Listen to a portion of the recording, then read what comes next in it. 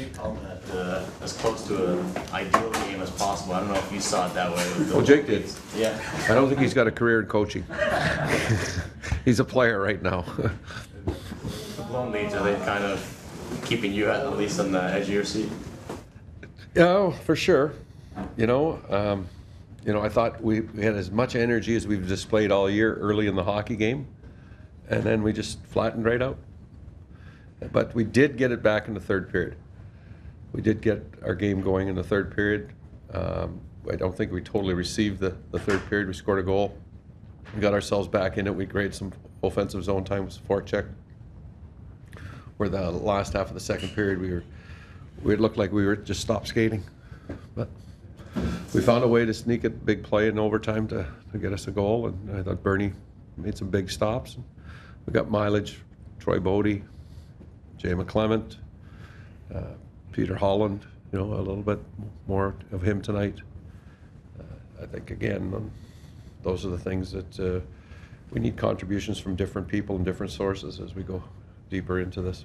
Bodie is a guy who doesn't get rewarded with points sometimes for some of the little things he does, but tonight... Yeah, he's very noticeable, and he's been strong on the forecheck. He's a big, hard-working, honest hockey player. That's what he is.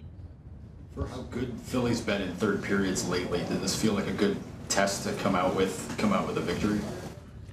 Yeah, I just think that overall we were able to regroup, and that's a positive for us, because a lot of times when the game gets away from you, your team goes and continues to spiral. Well, we didn't spiral in my mind. Maybe if I watch it again, maybe I'll have a different opinion, but it didn't seem like we were under siege in the third. You've sort of alluded to this trip coming up at various times during the years as being a big test. That three big, strong teams. Yeah, we're going to see some real good hockey teams, specifically the three in a row. Anaheim's might lead the league still, or if not, they're tied with somebody, or they're very close. And it's a tough building to win in. And you go to San Jose, you play them on a back-to-back. The next night, they'll be rested and waiting for you. And then LA is, I think they're 6 in a row right now, or 5 in a row. And they're a grinding type of hockey club. They're gearing themselves up for playoffs. And we've got to, again, understand that there's a certain style of game that we have to play when we get out on the road, and we have to skate.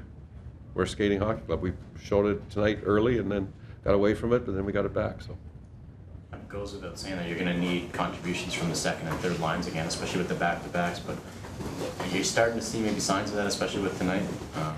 Yeah, I think, again, Nazi seems to have caught a little bit of fire here, and it's good to see Loop score. Again, those are the things that your secondary offense. But again, for us, it's about our team game, and we know that we would like, and we know we're going to need contributions from all of our group, from the back end, our defense. We've been much more involved with them on the back end, as probably since the break.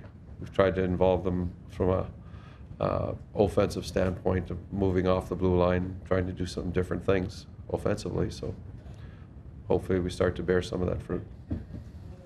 Take Fraser on the trip, I guess, if Clarkson's still. We have to have an assessment from our medical staff, and we'll make a decision here later tonight on who's coming, who's not.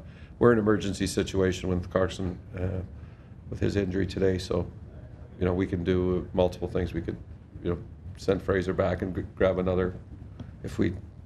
So we're going to discuss that now. 7D tonight worked to a certain degree. Yeah, works to a certain degree.